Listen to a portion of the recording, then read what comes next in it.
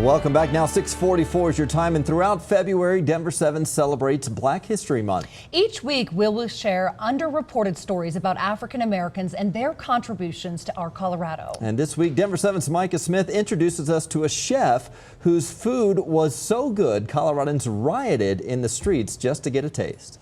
You can almost smell it through the screen. Meat that's been slow cooked over the smoke and flames for hours, producing that fall off the bone style of cooking we know as barbecue. Boney's Barbecue in downtown Denver has been serving up delicious plates since 2005. I like to say we have no style, just a good fork and barbecue.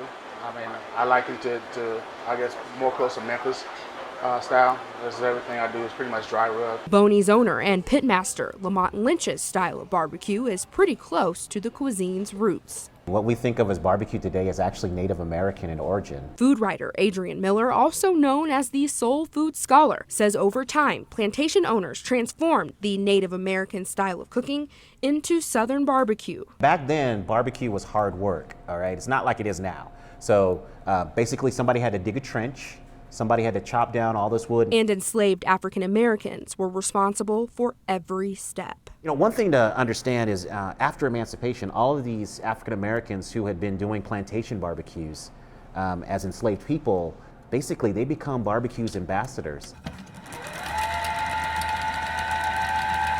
At least one of those ambassadors ended up here in Denver. This guy named Columbus B. Hill. He's from West Tennessee. He shows up in Colorado in the late 1870s in Denver around that time. And pretty soon he's doing barbecue for thousands of people. Two notable barbecues that he did were on July 4th, 1890, when the cornerstone for our state capitol building was laid. He did a barbecue for 25,000 people. And then in 1898, he does a barbecue for 30,000 people for the stock show.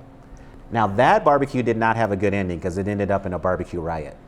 A barbecue riot? Yeah. Okay, tell me more about that. Well, so the barbecue was really just supposed to be for 5,000 people, VIPs with the stock show, but word got out in Lodo, which was the seedy part of town at that time, and so all these people showed up. So you got 30,000 people, only food for 5,000. What I love is that with all of this chaos around him, this dude is just chilling.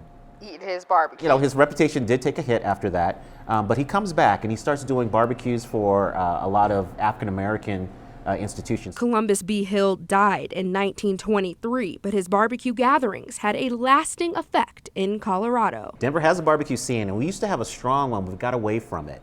So we used to be known for bison barbecue and also lamb.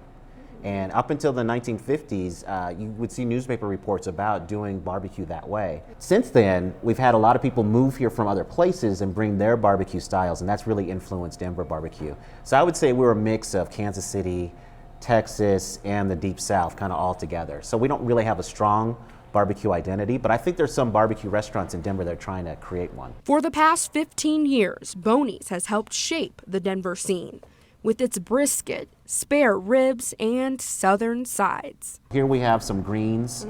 Here we have some mac and cheese. And it's interesting now that a lot of people think of mac and cheese as an essential barbecue side. Yes. I don't know where you feel the same way? I do. Miller says just as Denver may not be a place that you think of as a barbecue influencer, African-American pitmasters don't get recognition for their contributions to barbecue. But Black cooks, especially here in Denver, have had a huge impact on that delicious style of cooking that we know, love. Cheers. Cheers.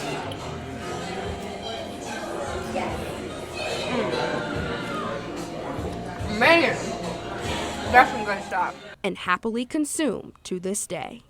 In Denver, Micah Smith, Denver 7.